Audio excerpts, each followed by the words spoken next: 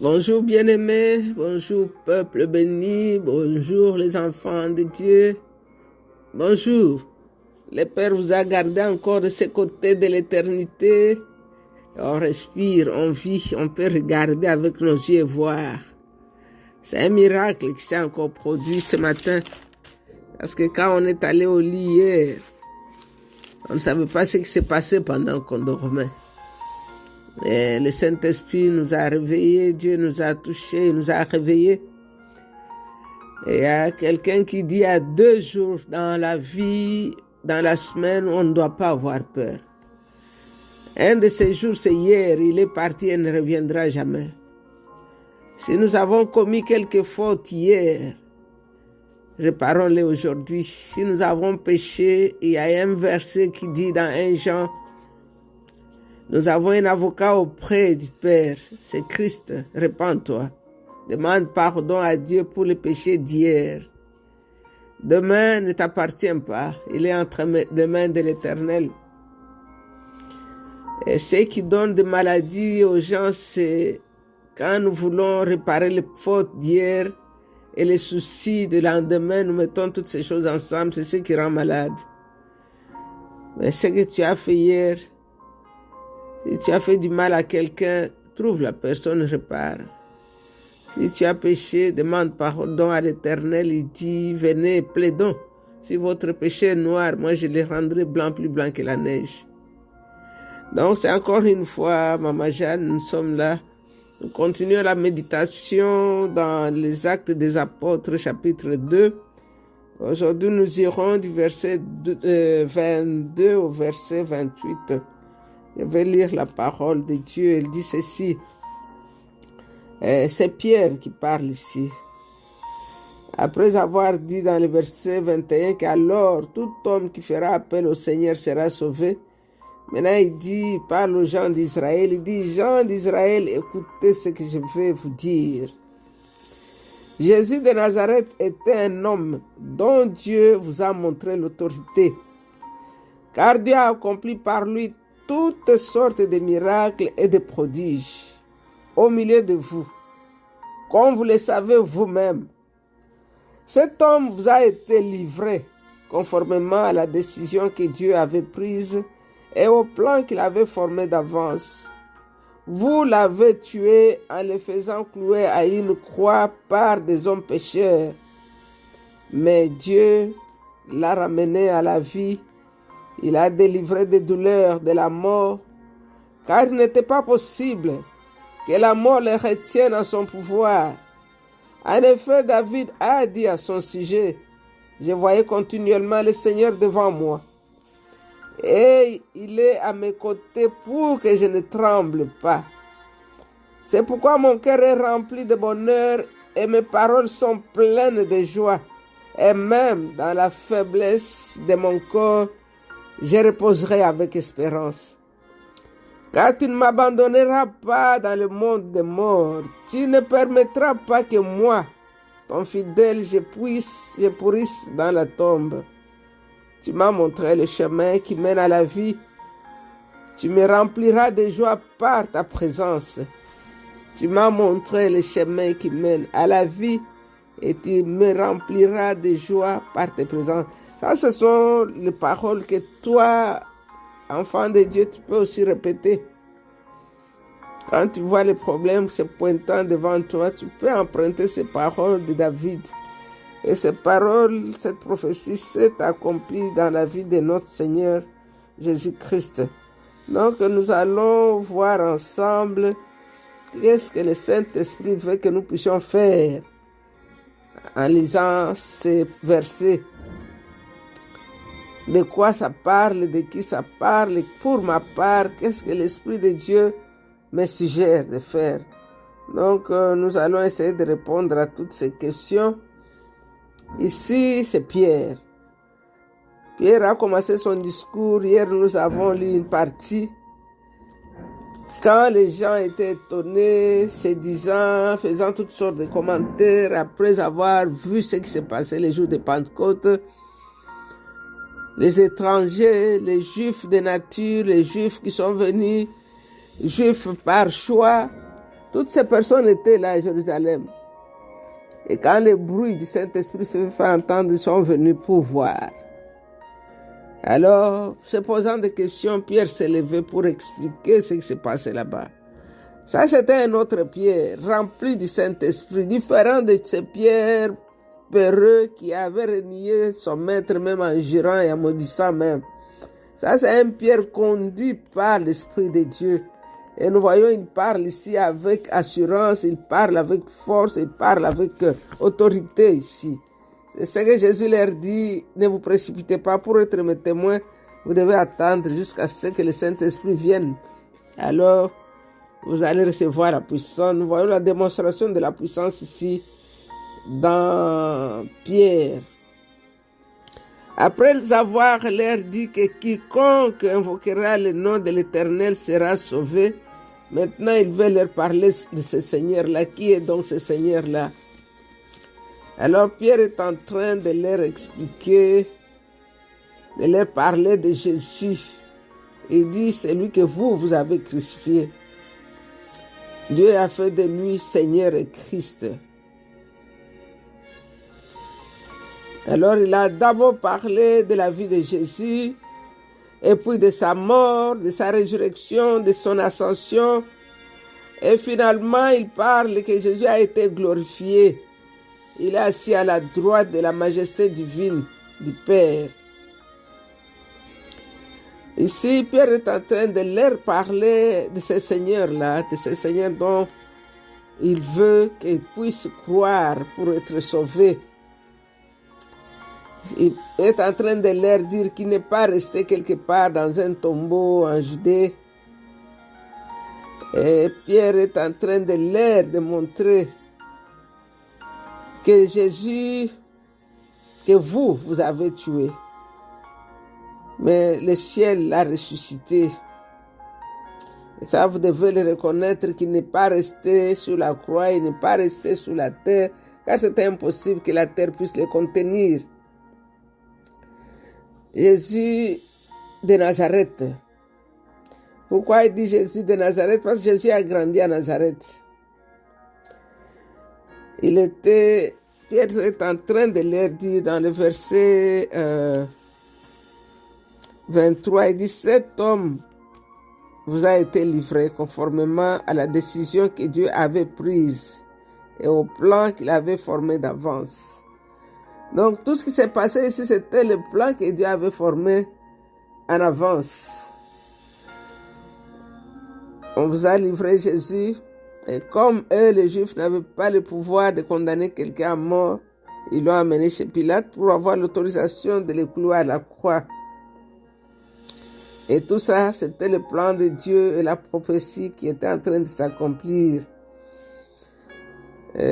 Pierre leur démontre que Dieu avait prouvé devant ces Juifs que Jésus était un homme différent des autres, par les miracles qu'il a fait au milieu d'eux.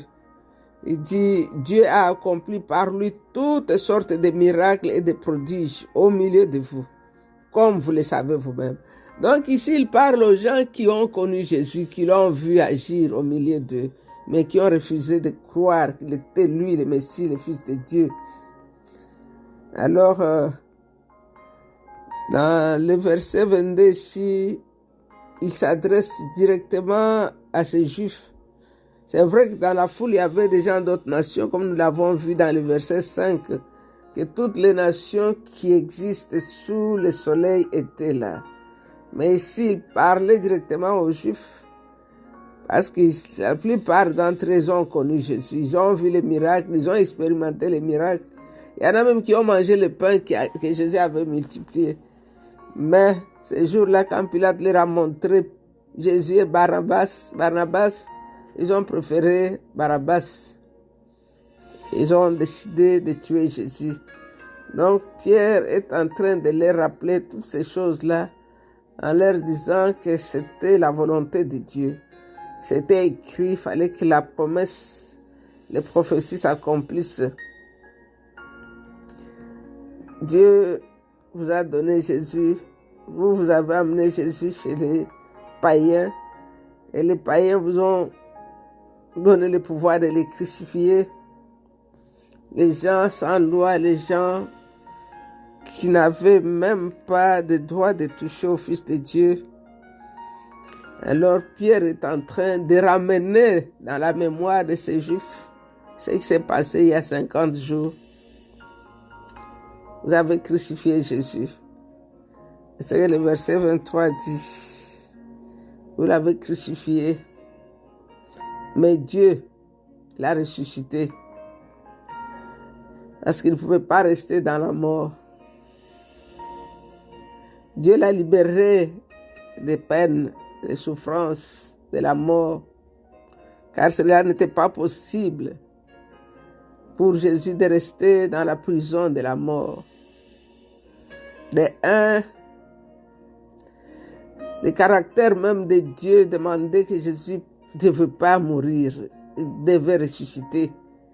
Il avait fini d'accomplir les prophéties, il avait fini de faire ce qui était écrit en son nom. Il avait dit, tout est accompli. Il était mort. Lui, le sans faute, est mort pour le péché des pécheurs. Et Dieu l'a ressuscité comme preuve pour démontrer qu'il était vraiment satisfait de tout ce que Christ a fait. Dieu était content du sacrifice de Jésus. Il avait payé tous les prix pour notre rédemption. L'œuvre rédemptrice de Jésus était accomplie et Dieu l'a ressuscité. Comme David l'avait dit, car il n'était pas possible qu'il connaisse la mort. Dieu l'a ressuscité. Et deuxièmement, la prophétie de l'Ancien Testament qui parlait de sa résurrection doit se réaliser. Et Pierre est en train de nous l'expliquer si nous lisons à partir du verset 25 et verset 27. Pierre dit ceci, en effet, David a dit à son sujet, je voyais continuellement le Seigneur devant moi. Il est à mes côtés pour que je ne tremble pas. C'est pourquoi mon cœur est rempli de bonheur et mes paroles sont pleines de joie. Et même dans la faiblesse de mon corps, je repose avec espérance. Car tu ne m'abandonneras pas dans le monde des morts. Tu ne permettras pas que moi, ton fidèle, je pourrisse dans la tombe. Ici, c'est David. Pierre est en train de répéter les paroles de David. David était un prophète. Et Dieu lui avait révélé ces choses. Donc il parle ici comme si c'était Jésus lui-même qui parlait. Ça c'est dans le psaume 16. Si nous lisons le psaume 16 de David, nous allons trouver cela. Nous savons tous que David est mort. Et il a enterré, quand vous allez à Jérusalem, il y a toute une place où on a mis les tombeaux de tous ces prophètes et le tombeau de David aussi est là-bas. Mais ici, il parlait de la vie même de Jésus. Il parlait de sa mort, il parlait de sa résurrection et il parlait même de sa glorification, de sa gloire. Quand nous voyons David ici en train de décrire et de parler avec assurance, il parle ici comme si c'était Jésus qui parlait. Il parle mon cœur, ma langue, ma chair. Donc, toute sa personne tout entière, c'est ce qu'il a dit ici. Il dit, mon corps repose avec espérance. Et il donne la raison parce que tu ne m'abandonneras pas dans le monde des morts. Donc, même quand Jésus allait à la croix, là, il était confident, il savait que le Père n'allait pas l'abandonner dans le séjour des morts. Il va le ressusciter, car cela a été écrit. Et cela nous pousse à croire dans les paroles, dans les prophéties, dans la parole de Dieu, que tout ce que Dieu dit, sa bouche dit, sa main l'accomplit. Dieu, dans sa parole, Dieu réalise ses promesses. Dieu n'est pas en retard dans l'accomplissement de ses prophéties. Il fait toutes choses bonnes en son temps. Et le verset 28, il dit, Tu m'as montré le chemin qui mène à la vie. Tu me rempliras de joie par ta présence. Tu m'as montré le chemin qui mène à la vie et tu me rempliras de joie. Donc ici, nous voyons à la résurrection de Jésus, David ici est en train de s'exprimer avec vraiment confiance dans le Seigneur. Il sait qu'il ne va pas me laisser dans la tombe, il ne va pas m'abandonner dans la mort. Si nous lisons le psaume 16, le dernier verset, la partie A, David décrit « Tu m'as montré le chemin de la vie ». Et c'est ce qui est répété ici dans la première partie du verset 28. « Tu m'as montré le chemin qui mène à la vie ». Et nous voyons Pierre qui prend ces paroles. Ici, il dit, tu me rempliras de joie par ta présence. Pierre change. Dans d'autres versions, il parle, c'est comme une histoire qui est déjà accomplie, c'est dans le passé, tu m'as montré. Parce que quand David parlait, c'était dans le futur. Maintenant, ici, Pierre lui met au présent, au passé, parce que nous voyons que c'est accompli, c'est déjà réalisé. Et le Saint-Esprit a dirigé Pierre ici de parler des choses qui se sont déjà produites, une prophétie qui est déjà accomplie. Ici, nous voyons Jésus qui est glorifié. Ce que David avait dit, c'est accompli. Et il dit, tu me rempliras de joie dans ta présence. Il parle ici de Psaume 16, verset 11. Donc, si tu peux mettre cela au présent, il est rempli de joie.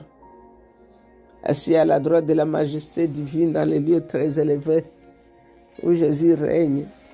Et il intercède pour toi et pour moi. Donc, qu'est-ce que nous pouvons tirer comme leçon ici? Parce que si nous voyons dans cette histoire, tout le monde était là. Pierre est en train de leur parler de ce Jésus qu'eux-mêmes ils ont connu. Ils l'ont vu marcher sur les rues à Jérusalem. Ils ont vu les miracles, ils ont expérimenté la gloire de Dieu à travers ce que Jésus faisait.